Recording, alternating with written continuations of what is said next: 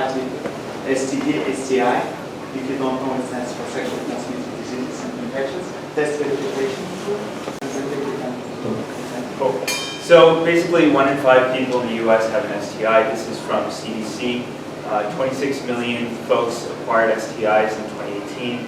Nearly 16 billion in just those folks who acquired STIs in 2018 will be a lifetime cost. Biggest player in this market is HIV. Nearly half of all new infections occur amongst the nation's youth. So HIV being something that's long-term, folks have to take for their lifetime a tablet, and that just incurs extra damage to their kidneys, liver, pancreas, brain, so on and so forth. So people are being impaired at a very early age. This is not good for folks. So as we can see, 13.7 billion lifetime cost incurred in just 2018. HPV at 755 million, and all other STIs 1.4 billion. So there was a Reddit post analysis of 24,000 posts. It was a pretty cool study. Basically, the amount of conversation going around STDs increased before COVID and then after COVID, it increased by a bunch. It's like indirect indication. And these are just Reddit questions. You know, people, it's difficult to talk about these things. So if anyone's feeling uncomfortable in the room right now, it's fine. It's an uncomfortable topic. But so people are asking on Reddit, you know, what do I do? How do we handle this? We interviewed 33 people out on the mall. 50% said they would appreciate an app that can provide secure and private STD results. So basically, just now our solution is to decrease risk of contracting STD, STIs from casual sex by not analyzing testing verification in casual online and dating sites. And there are some competitors, but mostly there are no competitors in US. Probably some people tried before and they kind of failed. Or in Europe, there is one app which kind of active now. It's iPlaySafe, but their solution is a little bit different from what we propose. They send testing kits, and when they link these testing kits results to your app, and when you continue link your health test results to dating apps like Tinder, for example, but they are not available in the United States, only in the UK, and all other just competitors there, sometimes maybe not real competitors, like sending or sharing results directly with someone else or other people's options.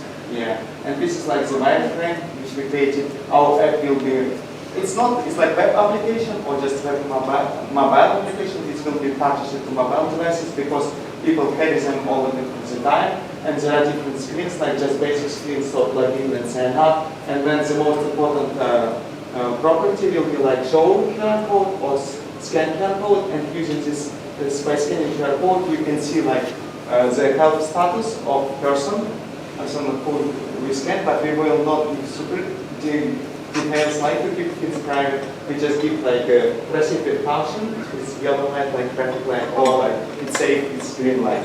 Right. Yeah. So in this example, John and Jane, they met. John had an STD 2 months ago. Jane was tested a week ago. When Jane scans John, she doesn't see, oh, John had an STD. It doesn't say the specific STD, right? That part is hidden.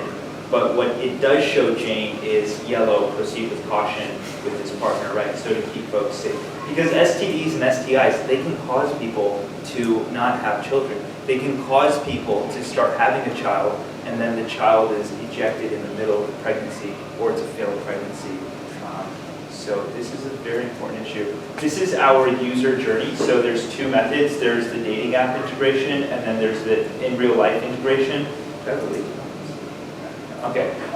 So basically the user's here, right? And then they have a test from a testing center. They send the results to the secure cloud, and we're looking at that through Amazon Web Services, and that's been used in the past for HIPAA compliance.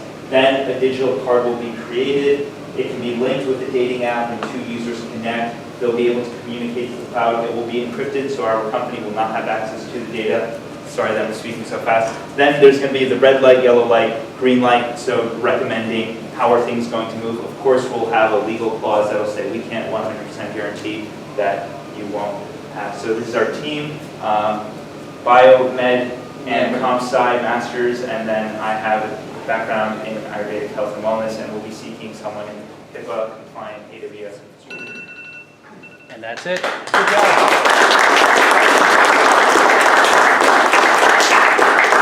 All right, judges, you have 3 minutes.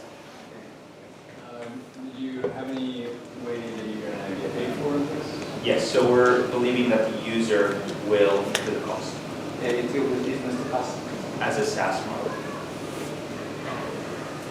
Security as a service.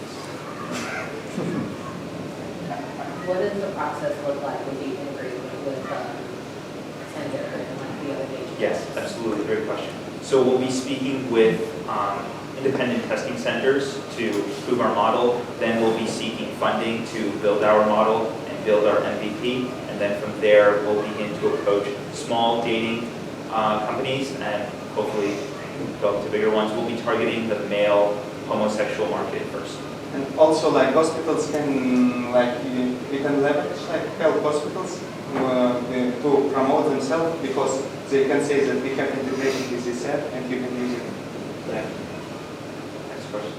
What happens if people were to start screenshotting results from someone and then posting them on social media? Is there anything around that?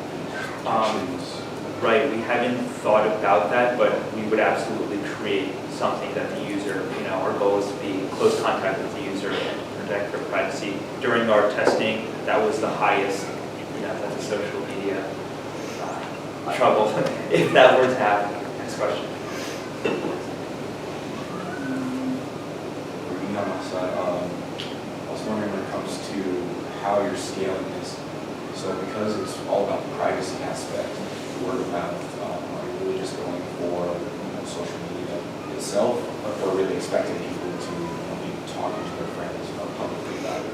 Great question. The goal is that when they go in for testing, they will be greeted with some sort of signage or a pamphlet that says, hey, you have this option to now secure your health. And we'll also be seeking to partner with schools that have rampant STD and STI rates to make it a normal thing of their culture and then take that model into other cultures, as well as the homosexual.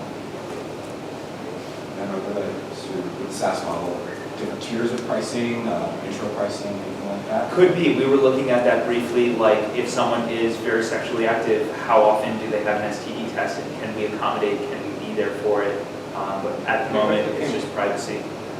Privacy.